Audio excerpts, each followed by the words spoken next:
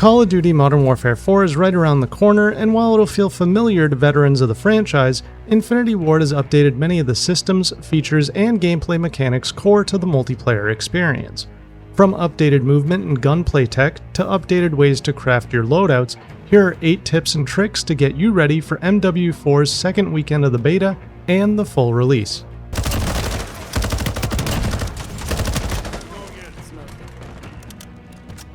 Everybody knows about slide canceling, the ability to interrupt a slide mid-animation to pop up into a fighting position while maintaining speed. This is tech that has been nerfed, removed, and brought back across multiple entries in both Modern Warfare and Black Ops. Well, now we have an entirely new cancel tech. The mantle cancel allows players to quickly back out of a climb animation to avoid putting themselves into a bad position. This cancel can be used to gain valuable information, as we can peek over the climbable surface to spot enemies on the other side without committing to joining them over there.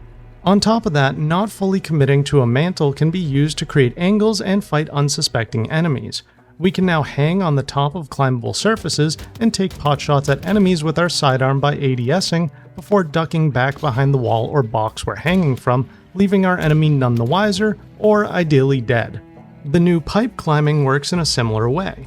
MW4 allows players to climb pipes around the maps, giving us another way to navigate vertical spaces. And similar to mantling, we can hang on a pipe and use it to get an angle on unsuspecting enemies, though it may not always be reliable. The biggest takeaway is that these traversal tools aren't just all or nothing commitments, and savvy players will be able to take advantage of them to gather info and manipulate the angles of gunfights. Sliding has also received some upgrades despite the removal of omni movement. While sliding can only be performed in a forward-facing motion, we can now do a supine slide. By double tapping the crouch button while sprinting, our operator will move into a long slide that gradually gets lower to the ground, ending with us on our back with our feet and gun pointed forward at the enemy. This move is super useful, as we can use it to break an enemy's expected sightline and win gunfights against enemies who are already tracking our movement. Mantle sliding and slide mantling are also now things. This movement allows us to quickly transition from a slide to a mantle and vice versa. By sliding into a mantle, pipe, or ladder, we actually enter the climb with more momentum and complete the action faster. Mantling into a slide can be used in a similar way, as normal mantling usually brings us to a complete stop, whereas the slide will keep us moving, and when crossing certain pieces of cover, can get us straight to the opposite side in no time. It's true that the overall movement in MW4 is more grounded and less flashy than previous entries, but it's worth your time to learn the new movement tech, as they all can kind of bleed into each other. Don't think of sliding or mantling as single movements, but as ways to chain your movements together. Another big change to movement is actually one you may not even notice at first. Operator stamina is now tied to tactical sprint in a more realistic manner. Rather than having your movement be identical throughout the entire duration of tactical sprint, your operator will slowly become fatigued as their speed and posture diminishes.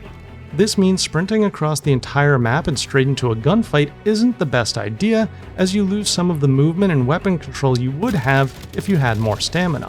It is better to sprint in bursts and use slides to break up the fatigue while still keeping momentum. Momentum is key in MW4, but sprinting isn't the only way to gain or maintain it.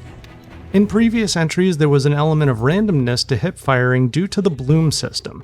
This meant that even if you were pointing at an enemy, some bullets could deviate, but MW4 has done away with the bloom system. With the randomness gone, your shots are now directly aligned with where the weapon is pointing, but this doesn't mean your weapon is now a laser.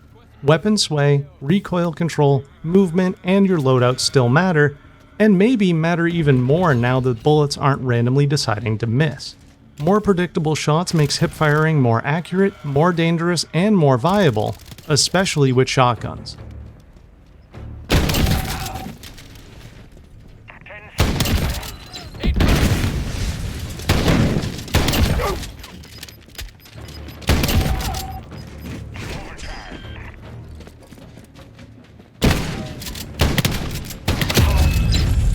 Simply put, don't treat hip firing as a last resort.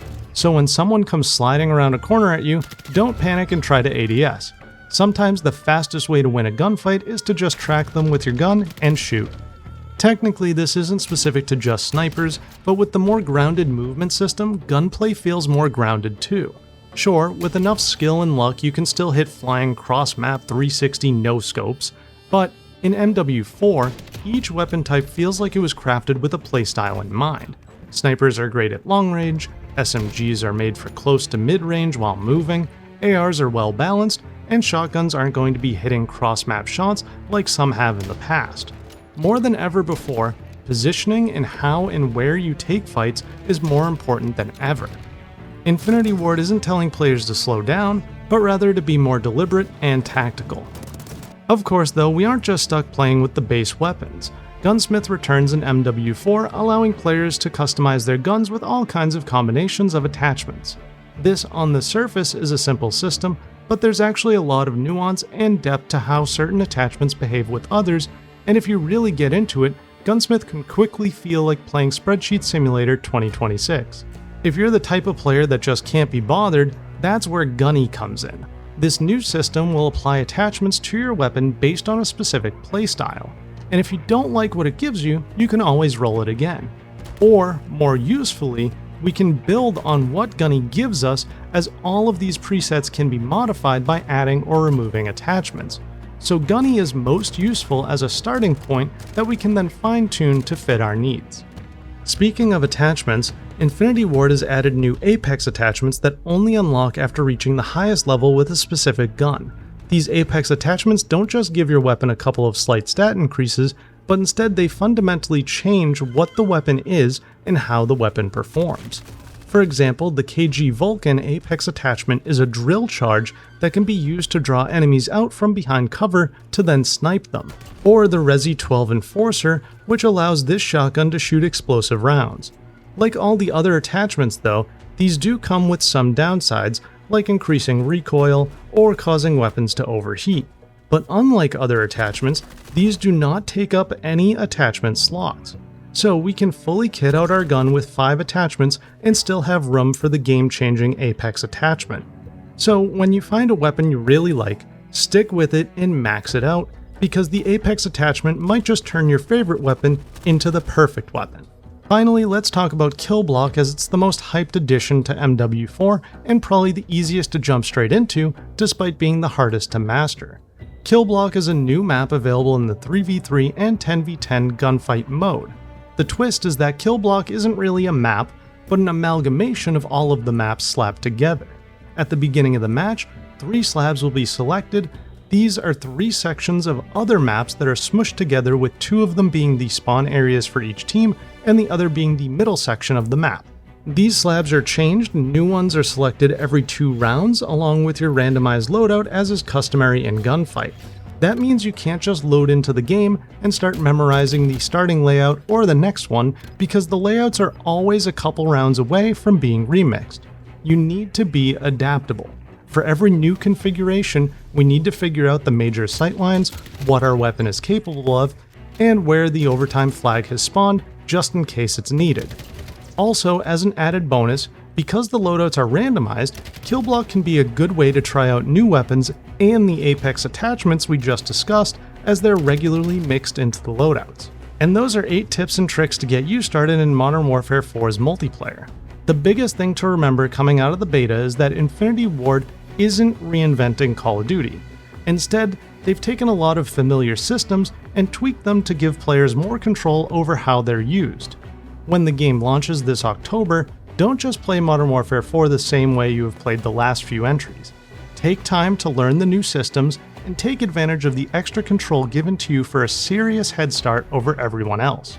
For all things Modern Warfare 4, check out our wiki and keep it locked here on IGN.